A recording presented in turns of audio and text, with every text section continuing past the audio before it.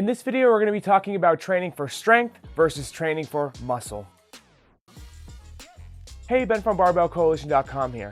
The interesting thing about training is that there's a lot of benefits to be had, but there's also ways that we can tailor our training program to meet the desired outcomes that we want. And a lot of times I'll be asked about the difference between someone training for strength versus someone training to build muscle. So I'm going to use this video to distinguish the difference between each one and how you can tailor your training to meet your goals. The first thing we need to discuss is progressive overload. Progressive overload is the #1 most important concept when it comes to resistance training. Progressive overload revolves around the fact that our bodies will adapt to the stresses that we're placing on it. So what will happen after a hard resistance training session is that our bodies will dip temporarily below where our baseline homeostasis was before we trained. And during recovery, in the bounce back to our normal baseline homeostasis, our bodies will sometimes bring us temporarily over that baseline and supercompensate. And if we can get ourselves into that supercompensated state on a regular basis, our bodies will start treating that new state as our normal baseline. And at that point, we've adapted to the stresses that we've placed on our body. And at that point, we have to introduce a new stress to our body so it has something new to adapt to. Now, I know that was a bunch of biology mumbo jumbo,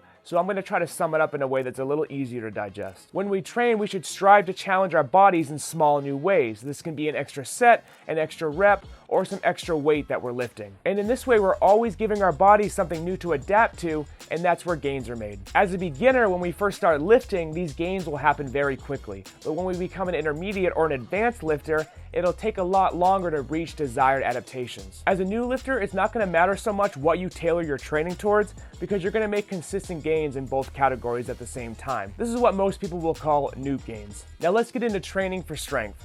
When it comes to adaptations related to strength, we're going to be talking about neurological adaptations. These are things like your rate of force production and your neural drive. We're training the central nervous system to tell muscle fibers to contract. So the way we train for strength is by progressively lifting heavier loads. So typically we'll be working below 5 reps and above 80% of our 1 rep max. And when it comes to strength gains, we're going to be using primarily compound movements. We're basically telling our body to recruit more muscle fibers to produce the force that we need to lift something heavy. Now let's talk about training for muscle gain. So now we're talking about physical adaptations. We're looking to increase the size of our muscle fibers. So the way we're going to train for muscular adaptations is by training closer to fatigue at higher rep ranges with lower loads and introducing a higher volume of training. So we can use both strength training and hypertrophy training to meet our goals. And that brings us to periodization. Periodization is just a fancy word for how a training program is laid out. Using periodization, we can switch off between blocks of strength training and blocks of hypertrophy training. As I make strength gains and increase my 1 rep max on a given lift,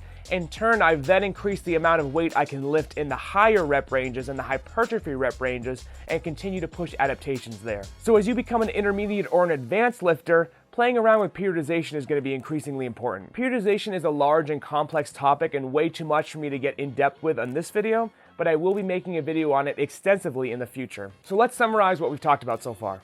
With our training program, no matter what we're training for, we're always looking to implement progressive overload. When we're training for strength gains, we're progressively lifting heavier loads in the 1 to 5 rep range and above 80% of our 1 rep max. And when we're training for hypertrophy, we're training closer to failure with higher volumes of training with increased sets and reps. And then using periodization, we can lay out our training program and make gains in both categories. Oh, and if you want a training program to follow, click the link in the description below. Head on over to barbellcoalition.com. I've got 3 free training programs I'll give to you right now for absolutely free. If you enjoyed the video, please leave a like down below. Subscribe to the channel for content delivered to you on a weekly basis. If there's any topics you want me to cover in future videos, drop me a comment down below.